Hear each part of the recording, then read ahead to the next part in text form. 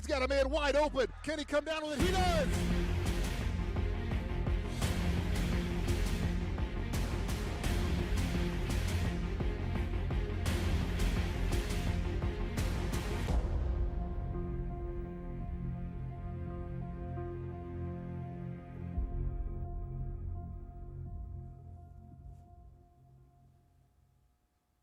Welcome everyone to Inside Martinsville Football here on WREP 15 Sports and the MHS Rewind YouTube channel.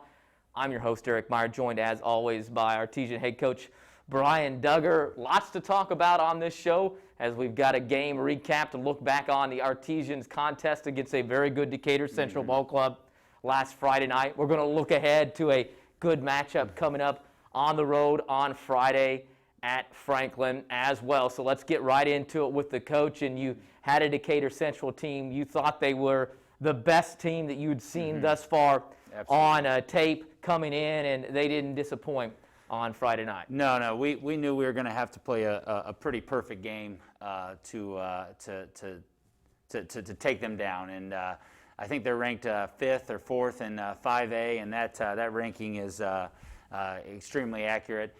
We put together a pretty good third quarter. We made it competitive there. We got it to 21-28, but we can't dig a hole against that good of a team. You can't get down that big and then expect to kind of be there in the end. So we learned from that. It was a good experience for us to know that if we're going to be at that level, and we show we can play at that level, we just got to do it for 4 quarters. We had talked about it going in. We knew you were banged up and banged up a little bit more than even you probably indicated here on the show, and rightfully so. Don't want to tell too much. We don't want to tell too much coming in. But so you're not at full force against that team. But even with that, it took you guys a little while, I think, probably to get used to what we call probably the speed of the game because their athleticism really off the charts with some of those, the 2 guys especially we talked about with Horsley and Tracy, yeah, as well. Absolutely. Our defensive line was what was really banged up. I think all 4 of our starters were out/banged up and not 100%. So we had some young guys stepping in there and having to play, and they did a good job. Like you said, though, there's a difference between playing on Saturdays and Mondays versus playing on Fridays. So, Nick Crone, Devin Brenner, those guys, Jack Reese went in there, competed, did a great job, kind of kept us there for a while in the game, and then Decatur just kind of put their will on us there in the fourth quarter. I think some of their varsity guys just kind of took over for those sophomore guys who weren't quite, not that they weren't ready, just not to that level of those guys who played varsity for 2 or 3 years for Decatur. And when you looked at this game as well, you mentioned the run in the third quarter, but again, a lot of resiliency out of your ball club because you could have given up, could have quit at that point, but made a pretty good run and made it really interesting there, and I think probably had them sweating a little bit over on the sideline. Yeah, the Horsley was just, he's a really good player. We knew going in that, we were going to have to contain him. The years past, he'd been a really good running quarterback and very average kind of throwing the ball, and this year he's slinging it really well. So we knew that was going to be kind of a challenge for us, and he ended up having a pretty big game. And, there was a point there in the third quarter where I felt things had shifted. We had all the momentum. We'd scored back-to-back plays. We ran a fake punt, kind of did some things to kind of take advantage and put us in a spot where we might be able to get back in the game and steal it. It's funny, 21-28 there at the end of the third quarter. We're an onside kick away from getting the ball back and kind of going down and scoring again, or a defensive stop, whichever may happen. I think we had 2 big penalties on that drive too. We're right there. We're right there from being a really, really good football team. Let's take a look at some of the highlights from the contest against the Decatur Central Hawks on Friday night. And we'll start here with Decatur on offense and the defense there. Yeah, there's Malachi Pringle there. He a little banged up last week, but fought through it. True warrior for us. And, I thought our tackling was pretty good. Bo Hess flying around as always. Yeah. He got banged up in the third quarter in this game, so that hurt there in the third as well. We talk about kind of them making their run and separation. It's nice having Potter off back. He flies around and makes some plays for us. And just, it's nice having him back out there and his leadership and experience. This was a big play here. They're driving. We go down, nice hit there by Larry, and Adam does a great job of just sticking to the ball and You get a turnover down there when they're in scoring kind of distance. That's a big part of the game and a big deal. Kind of flip the script. Early on, unfortunately, the first, they scored two early touchdowns. I thought return was our best play, and that's not always a good thing. No. But, we had to kind of get going offensively, and we did. It just took us a little bit there in some of it. We needed our spark. Braxton Dilley, he's kind of been the guy that's come in, and when we need a big play, he kind of just makes a big play for us, and all of a sudden the energy gets rolling, and we get rolling. Braxton's back here making things roll here on the show, too. Big That's a play. great catch by Chase. Great catch by Chase. He's fighting through an injury. As you can kind of see him running there, and he's giving it everything he's got. And, that's the thing. These kids are fighting. They're playing hard. They're doing what we're asking them to do. And, Tyler Cox ran the ball hard again. Good night for him. They're pretty good up front. And the defense they play, they load the box, so they make it kind of tough on you. But he did well running the ball. Again, it was nice having those two guys back. There's Pemberton and Potteroff. Just nice to have those two guys back on the field. They're playmakers for us. Again, another turnover here as they're driving in the red zone. That's a great job by the defense, kind of bend but don't break there, and then making the play. This is, I think Ty kind of freaked himself out he did. there. We had some fun on Saturday morning, but where are you going? He's got a breakaway, and then all of a sudden he's going to go the opposite direction. Here's the fake punt, kind of a little unbalanced formation we used there, and we kind of saw him blitzing hard off the back edge, and we're going to take advantage of it there. And nice 30, 40-yard gain there for Cheatham. Just the last two examples, the illustration of the speed of the game, there's I think. A huge hit by Braxton right there. That was our hit of the game, and just he made that kid was hurting after that play. Just a big block, and able Tyler to get in there.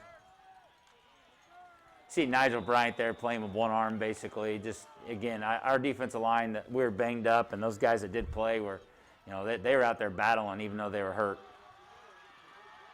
Another good run here by Tyler. We're just extremely proud of how hard Tyler's running and what he's doing for our offense right now. Here's Cheatham with another big catch. He seems to have one of these every week, just kind of big catch over somebody or an acrobatic catch, and he's really growing up. There's one of our sophomores out there. That's Crone there making a big tackle. Again, those guys, they were put in a tough spot to come out there and have to play on a Friday night and having no experience on in the middle of the season against one of the top teams in 5A, and I thought they competed and played really hard. And they played really hard, like we talked a little bit about the speed of game, the athleticism.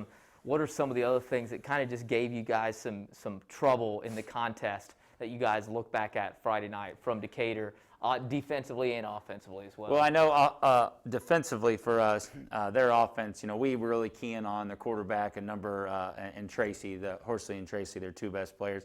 I thought their running back had a great night. He ran the ball hard. We knew he was a good player. We were going to kind of hedge our bet on him kind of having to beat us versus the rest of them, and he stepped up and made plays. So hats off to him. That's a great effort by him, and he proved he's a pretty good ball player too. Defensively, I thought we struggled a little bit winning one-on-one matchups.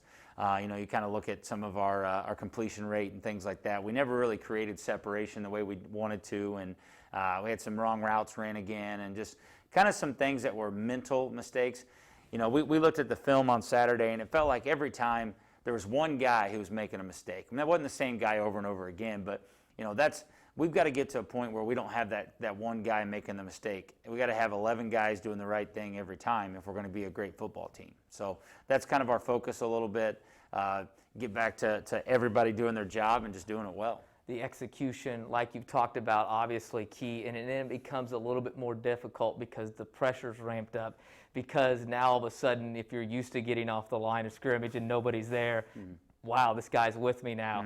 It's just that level of competition, and then sometimes that execution, what you're supposed to do, becomes obviously a little bit more difficult. Yeah, and a big part of that's what Decatur was doing, like you said. They made it tough on us. It wasn't like we were just out there making mistakes to make mistakes. A lot of times Decatur was kind of forcing some of those. So they're a good football team. I don't know that we'll see their speed or athleticism the rest of the year. It just, you kind of understand why they've been the class at the conference the last 4 or 5 years, and that's where we want to get to. So We're not looking at this like, oh, they're just unbeatable. Right. Our goal is to climb to that level. And it was good to see that our kids know that, hey, you know what? We showed we can. We showed we're capable of. We just got to do it for 4 quarters. Now you've got a contest coming up on Friday night. You'll go on the road, Mid-State Conference play against Chris Cole and the Franklin Grizzly Cubs. Let's talk a little bit about the Grizzly Cubs. They came off of a great season last year. They had a team that they had kind of pointed to. Their quarterback, Drew Byerly, made them go. But they had some pieces as well. One of those guys back, Jalen Ward, the running back. So can you talk a little bit about Franklin and what we're going to see out of them? Let's start offensively on Friday night. Well, just in general, they might be the most well-disciplined coach team we've played to this point. Coach Cole does a great job. Coach Taylor, their defensive coordinator, who I coached with at Southport for a few years, they just do a great job. They're really well coached, disciplined. They don't have a lot of overbearing athletes. They don't have a lot of explosive guys, but they just do their job right every single time, over and over and over again. They're just really disciplined, and that's a testament to the coaching staff. But, yeah, I mean, the running back's a good player. He runs hard. He's not going to let one guy bring him down. We're going to have to gang tackle. We're going to have to fly to him. They've got a nice little receiver out wide. He's made some big plays. He had 2 punt return touchdowns last week or 2 weeks ago against Shelbyville. They're just solid. They do things really well. There's nothing you kind of look at the game plan and go, okay, they're going to overwhelm us here. They're going to overwhelm. They're just going to continue to play, and they're just going to try and out-execute and fundamental and discipline you throughout the whole game. When they're trying to out-execute you, what are some of the things that you'll see offensively, like some formations and what they like to do on the offensive side? Ironically, we were kind of joking about it in the office. It's kind of like a mirror. They're going to be a lot of spread and kind of a lot of RPO, quick receiver screens type stuff that we do, and then a lot of 3-by-1, 2-by-2 looks. Defensively, they kind of run like that 4-2-5 look that can become a 3-3-5 for them. So, it's kind of a mirror image a little bit. We've been joking about, in scout teams, should we just go against each other because it's so similar to what each of us does. And again, the nice thing about that is it's not going to be an X and O things. It's going to come down to who out executes, who reads better, who takes on the blocks better, who defeats blocks better, and just who executes. So in practice this week, I know that was one of your things, trying to eliminate some of those mistakes, get better execution if you can. How has practice gone this week after the loss to Decatur, and really it's the first really full real week of school essentially for these kids? How have things gone thus far? We've actually had a really good week of practice. I think our kids are bought into the process. They're bought into understanding that conference isn't out of reach yet. We're not giving up on the idea of winning conference. We still feel like we're a competitor in the mid-state. So our kids are pretty bought into that idea. We used to always joke around about how that first Tuesday when kids come back into the building is usually your worst practice of the year. So I kind of had that one circled on the calendar to make sure maybe we bring a little more energy, or maybe as coaches we do something a little bit different. But you know what? Our kids did a great job. There was a good day on Tuesday. They got after it. They fought. And that's what I love about this group. We're not probably the most talented team out there, but we fight. We're not going to go down without swinging. We're going to compete to the final whistle, and that's what I love about these guys. We've got a little bit of time here today still. Let's talk a little about the other parts of your program, the JV, the freshman teams as well. I don't think the JV played last week against Decatur Central because of the injuries. You had to pull some people up, and there's the quarter rule that you had to kind of follow. But can you talk just a little bit about what kind of success, kind of things that you like to see out of that freshman and that JV team? Yeah, absolutely. My vision in the program is that those kids at a younger level are being taught fundamentals. They're playing hard and they're having fun. Obviously, we want to win. We never want to not win in anything we do. That's just a competitor in you. But there's a vision, there's a process to getting better, and we're trying to prepare them for Friday night. Our JV is, I believe they're off to a 3-0 start. They're playing well. Tyler Atkins, a quarterback, is tearing it up. We've had some really good big plays by receivers. Jaden Thacker's getting better each week. Braxton Dilly's playing a little bit of both varsity JVs, doing a great job for us. Stevie Drake's doing a great job. Those guys they're playing really solid football, and it's been fun to watch on Saturday mornings and watch how they've gotten and progressed.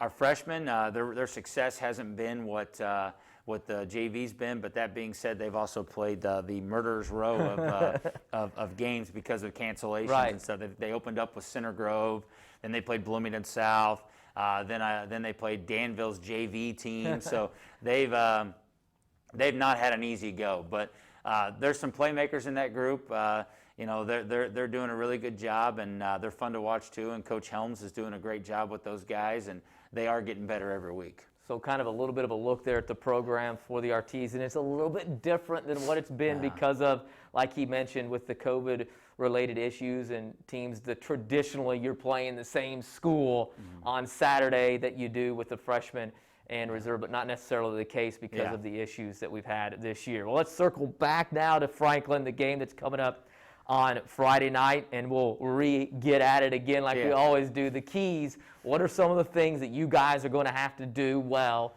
keys to the game on Friday night, offensively and defensively, if you want to get a win?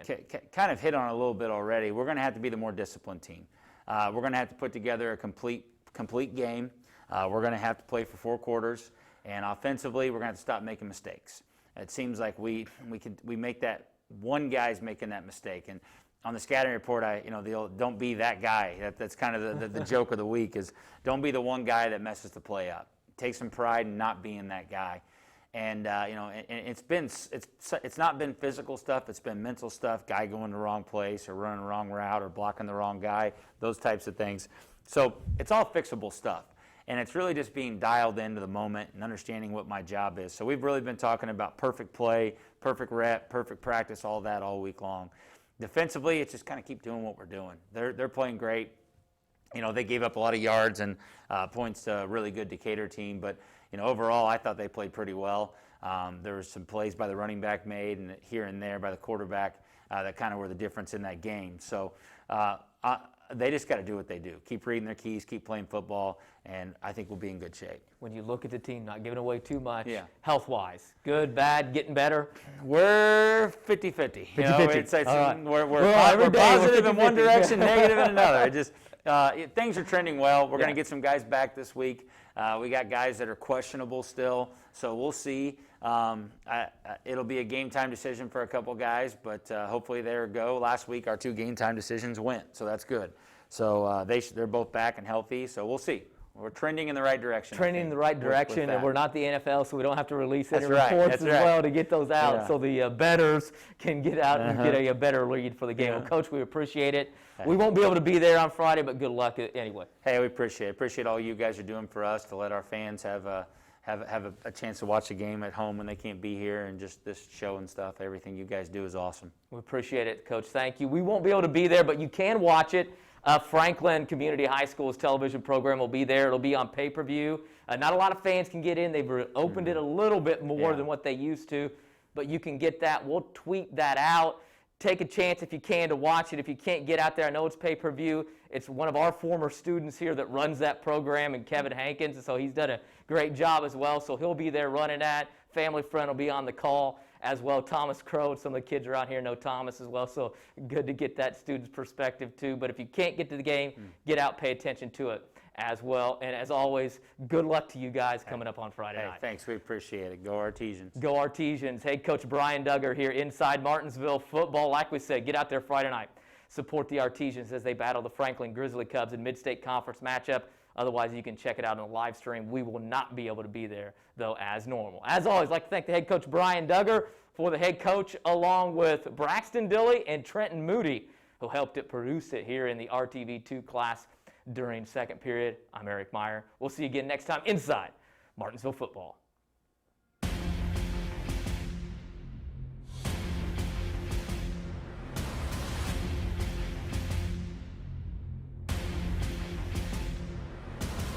He's got a man wide open. Can he come down with it? He does!